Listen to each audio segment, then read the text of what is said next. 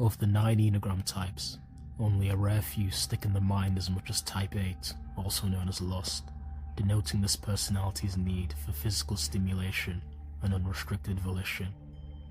Boasting characters such as Tony Soprano, Daemon Targaryen, and Tyler Durden, this is an archetype, whether in fiction or in real life, that is hard not to notice. And as with all 9 types, you can differentiate between the 8 personalities through the self-preservation, social, and sexual instinctual variants. This video will discuss the social 8 specifically, using the main character of my award-winning novel, Tales of Planet Magnae, as an example of how the subtype can manifest. As with all Enneagram 8s, the social 8 is primarily defined by an attitude to life that is more rebellious, confrontational, hedonistic, and less intellectual than the other types, aggressive in the pursuit of their own brand of justice. Unlike the other 8s, however, the social 8 makes attempts to temper their more selfish and callous instincts for the purpose of leading and protecting their chosen group against what they see as an oppressive force. Similarly, Dejim Chibuike, the protagonist of Tales of Planet Magnae, is a 31st century soldier who, despite being violent, arrogant, and highly confrontational, channels this aggressive energy into protecting his planet from invading alien foe angels who seek to destroy humanity. The first set of defining traits of the social 8 we'll look at are hierarchical dominance, utilitarian relationships, and toughness towards others. Social 8 see relationships through a transactional lens of power dynamics, in which they offer protection as a pugnacious vanguard, and in return, they expect respect. In their group, weakness and disloyalty are not tolerated. Dejim fulfills this role as the pugnacious vanguard through his position as the strongest and most passionate warrior on planet Magnae. He is constantly shown to be willing to go to dangerous lengths, such as charging across fields of fire to reach the enemy, all for the sake of seizing the power and freedom he believes humanity deserves. In return, even when dealing with those above him in the military hierarchy, such as the planetary leader Foreseers, Dejim expects a higher level of respect to be granted to him. But like many social 8s, Dejim's behaviour in essence inspires as much fear and distrust as it does loyalty and respect. On one hand, he's nicknamed Devil Child due to his immense physical power and talent for destruction. On the other hand, his monstrous passion contributes to others seeing him as cursed.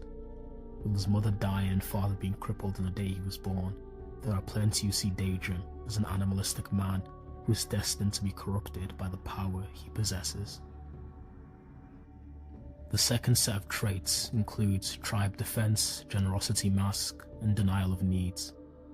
Social 8s fiercely shield their tribe, though this is not as altruistic as it may seem on the surface. They treat attacks against their groups as attacks against themselves, and as aforementioned, this attitude reinforces their place at the top of the hierarchy. These intense displays of strength also bleed into the denial of need, whether it be in terms of comfort, affection, or sympathy. Once again, Dejim's role as the strongest, most bloodthirsty soldier, and thus the man destined to consume the ultimatum source and defeat the enemies of planet luxury, thrust these traits to the forefront of his psyche. When the Devil Child sees any of their foes kill his fellow human being, his vengeful ambition to destroy the foe angels tenfold. Yet despite this passion for his fellow man, Dejim is shown to experience discomfort with vulnerability. Even when his lover, Rasheen, wishes to talk about his traumatic death, family life, and the mistreatment he receives from the leaders, Dejim cannot help but feel uneasy and shut down these conversations straight away. The next social 8 traits are cult of control, fear of betrayal, and sacrifice. They are highly alert to matters of maintaining power and autonomy, due to early childhood experiences which often instill a potent fear of losing control of their group, relating to their distrust of institutions and authority figures.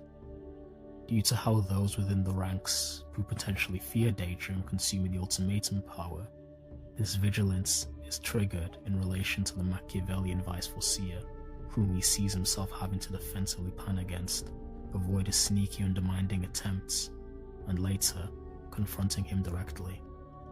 Additionally, as part of the orientation around the control of the tribal environment, Daedrum's trait of sacrifice can be seen through his fight scenes. He takes responsibility as the figurehead of humanity's war potential, assuming the classical socialite role of indispensability by making sure he's always the first to throw himself into a battle. The last traits we'll look at are justice and omnipotence. Socialites, especially in the context of stories like Tales of Magnae, see themselves as the very definition of judge, jury, and executioner. For Daedrum, this idiom is as literal as can be.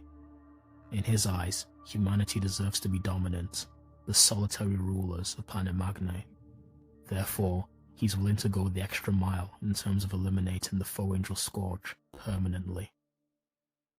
When thinking of a person of this character, of this brand of willpower, it's no surprise that the trait of omnipotence comes into play. This is often used as a defense mechanism for the social EA to avoid feelings of helplessness and abandonment. Throughout the story of planet Magnae, Daedrum behaves as if he cannot be hurt, both physically and mentally. He challenges everyone who happens to stand before him, whether they be human rivals, godly creatures, or even transcendent galactic deities, with the same fearless win-or-die attitude that at times puts his life in danger and worsens the situation, but other times can be fashioned into the key to humanity's salvation.